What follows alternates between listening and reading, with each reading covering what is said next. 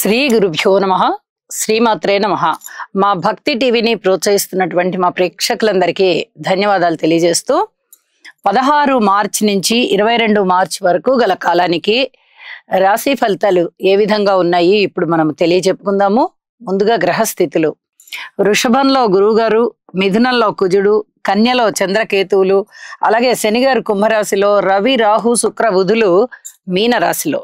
ఇక వారాంతానికి వెళ్ళేటప్పటికి చంద్రుని యొక్క స్థితి మాత్రమే కన్యా రాశి నుంచి ధనస్సు రాశికి వచ్చి ఉన్నది. ఇక మిగతా గ్రహ స్థితులలో మార్పు లేని కారణం చేత అవే రాశిలో ఆ గ్రహాలు కొనసాగుతూ ఉన్నాయి, అంటే సంచరిస్తూ ఉన్నాయి.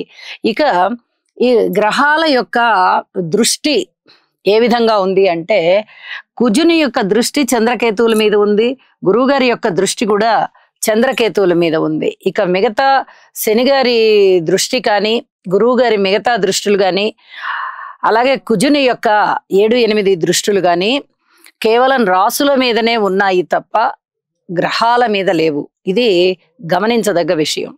అయితే గురువు గారి యొక్క దృష్టి చంద్రకేతువుల మీద ఉంది, ఆధ్యాత్మిక చింతన పెరుగుతోంది.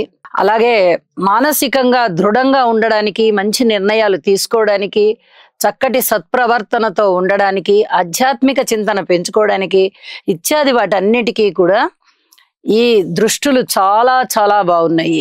అలాగే మాతృవర్గ రీత్యా ఎవరి జన్మజాతకంలో అయినా చంద్రమంగళ యోగం ఉండి వారికి మాతృవర్గంతో ఏదన్నా విరోధాలు ఉన్నట్టయితే కొంచెం అలాంటి వారు మటుకు మాతృవర్గ రీత్యా కొద్దిగా ప్రేమాభిమానాలు కలిగి ఉండాలి అని చెప్పి తెలియచేస్తూ ఉన్నాను. ఇది ప్రయత్నపూర్వకంగా చేయవలసి ఉంటుంది. ఇది చెప్పదగినటువంటి సూచన. అలాగే చంద్ర, కేతు, కుజ ఈ 3 గ్రహాలకి స్తోత్రపారాయణాలు చేసుకోవడం చాలా చాలా మంచిది అని చెప్పి సూచన చేస్తూ ఉన్నాను. ఇది ప్రతివారు చేసుకోవడం కూడా మంచిదే.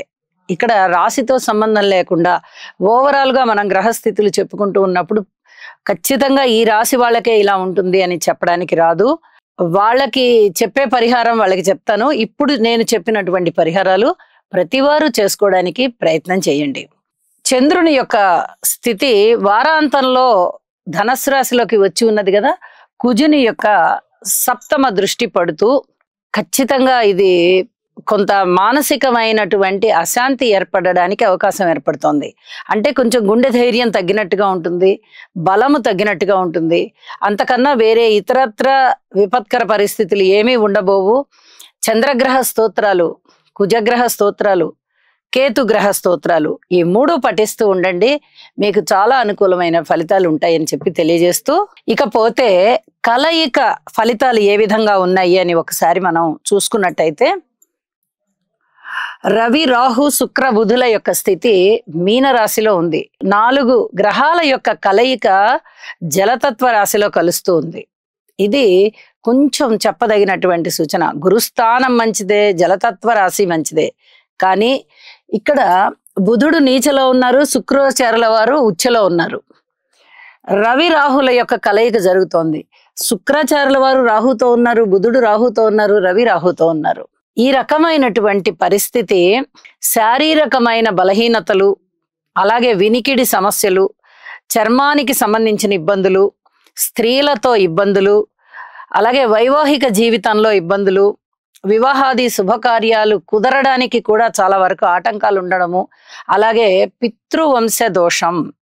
ఇది ఎవరికైతే జన్మజాతకంలో ఉండి రవి రాహుల కలయిక జరుగుతుంది ఇక్కడ, ఈ పితృవంశ దోషము ఎవరికైతే జన్మజాతకంలో ఉండి వాళ్ళు పరిహారాలు చేసుకోలేదో అలాంటి వాళ్ళకి కొన్ని రకాలైనటువంటి ఇబ్బందులు ఉండడానికి అవకాశం ఉన్నది.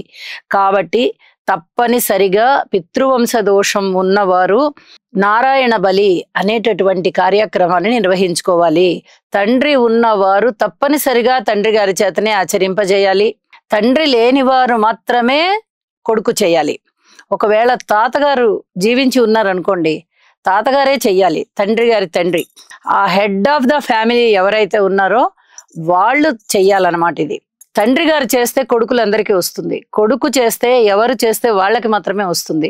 ఇప్పుడు ఒక కొడుకు ఉన్నారనుకోండి, ఒకళ్ళే చేసుకుంటారు తండ్రి లేని పక్షంలో.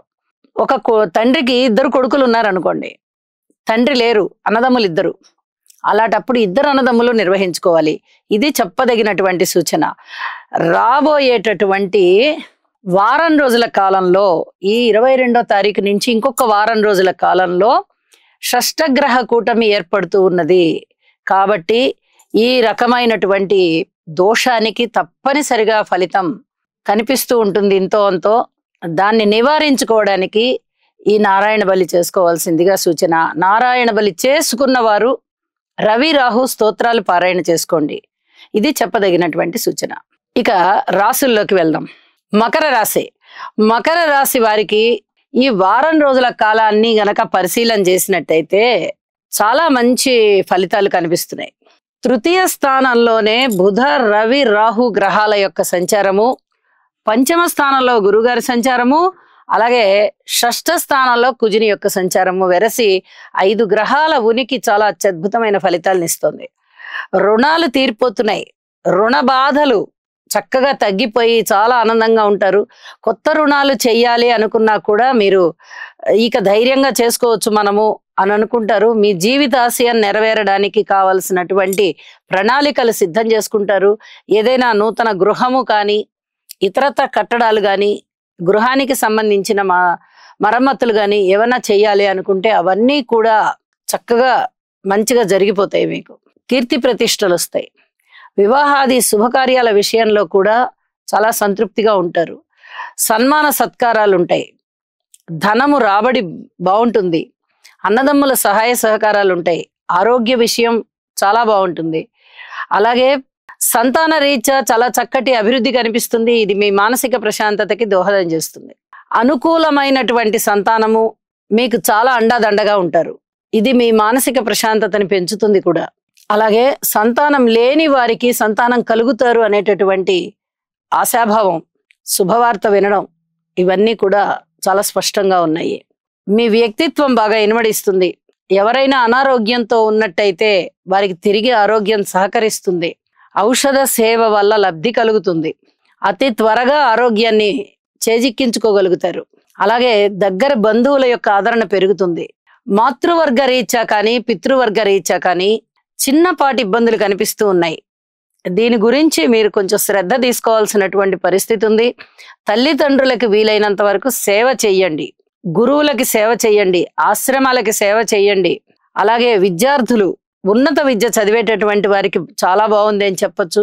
అనేక విధాలుగా మీకు మనశ్శాంతి పెరిగేటటువంటి కాలము, మీ జీవితాశయం నెరవేరేటటువంటి కాలంగా కనిపిస్తూ ఉంది. స్త్రీల విషయంలో శివారాధన చేయడం చాలా చాలా మంచిది. మకర రాశి వారికి రవి రాహు గ్రహాలకి సంబంధించి తప్పనిసరిగా స్తోత్ర పారాయణాలు చేయండి. ఇది చెప్పదగినటువంటి సూచన. శనిగారి యొక్క స్థితి మరి ఒక వారం రోజుల్లో రాశి మారిపోబోతూ ఉన్న కారణం చేత మకర రాశి వారికి చాలా అద్భుతమైన ఫలితాలు ప్రారంభం అవబోతున్నాయి. కాబట్టి ఏలినాటి శని వెళ్ళిపోయే క్రమం కాబట్టి ఒక్కసారి శనిగారికి తైలాభిషేకం చెయ్యండి. ఇది చాలా చెప్పదగినటువంటి సూచన. శనిగారు తృతీయ స్థానంలోకి వచ్చినప్పటి దగ్గర నుంచి చాలా అద్భుతమైన ఫలితాలు ఉంటాయి మకర రాశి వారికి. అలాగే ఉద్యోగస్తుల విషయంలో ఓర్పు కలిగి ఉండండి. వ్యాపార భాగస్వాముల విషయంలో ఓర్పు కలిగి ఉండండి. వారాంతంలోకి వెళ్ళేటప్పటికీ చంద్రుని యొక్క సంచారము వ్యయస్థానంలోకి వస్తూ ఉన్న కారణం చేత ఒక్కసారి మీరు గురుగ్రహ స్తోత్రాలు పారాయణ చేయండి లేదా యోగా చేయండి. మీకు అద్భుతమైనటువంటి ఫలితాలు ఉండబోతున్నాయి అని చెప్పి తెలియజేస్తూ శుభం.